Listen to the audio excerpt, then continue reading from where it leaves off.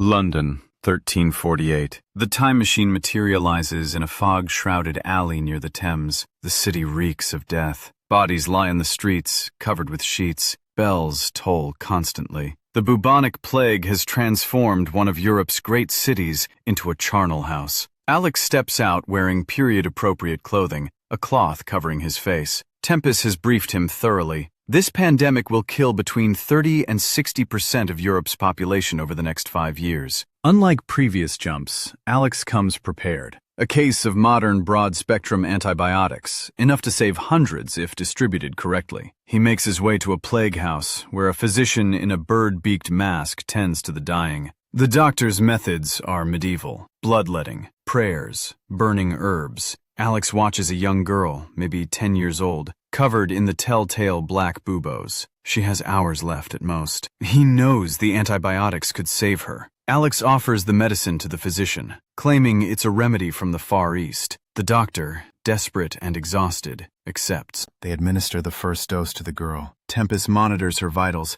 The infection begins to recede almost immediately. It's working. Word spreads quickly. More plague victims are brought to the house. Alex distributes the antibiotics carefully, explaining dosages through Tempest's translation. By nightfall, a dozen people show remarkable improvement. The impossible is happening.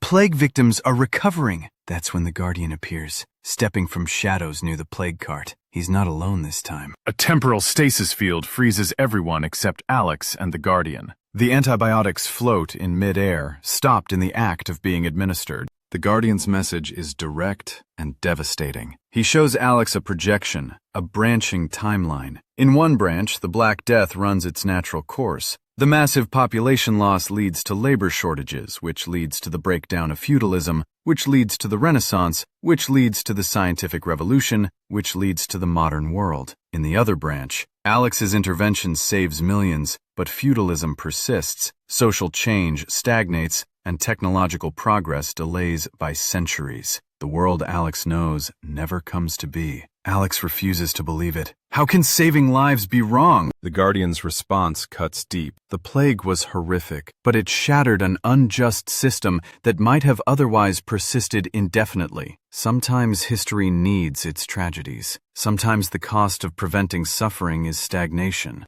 Alex looks at the frozen girl. The antibiotic pill inches from her mouth. He could save her life right now, but at what cost to billions of unborn futures? The moral weight crushes him. The Guardian offers a compromise. Alex can save these 12 people already treated. Their impact will be minimal, but the remaining antibiotics must be destroyed. In fury and anguish, Alex smashes the antibiotic case against the wall. The Guardian releases the temporal stasis. Time resumes. The 12 treated patients will survive, but Alex must watch helplessly as others continue dying, knowing he has the knowledge to save them, but cannot act. He flees through plague-ridden streets back to the time machine. Tempest tries to console him, but Alex is inconsolable. What's the point of time travel if he can't change anything? If every intervention causes worse consequences? He's not saving history. He's just witnessing it, powerless. Tempest presents new data. The 12 people Alex saved. Their descendants will include a physician who advances smallpox inoculation and a philosopher who influences early human rights movements. Small ripples, but positive ones. Perhaps that's all anyone can do. Make small differences and hope they compound over time. But Alex's brooding is interrupted by an alert. The next major event on Tempest's timeline,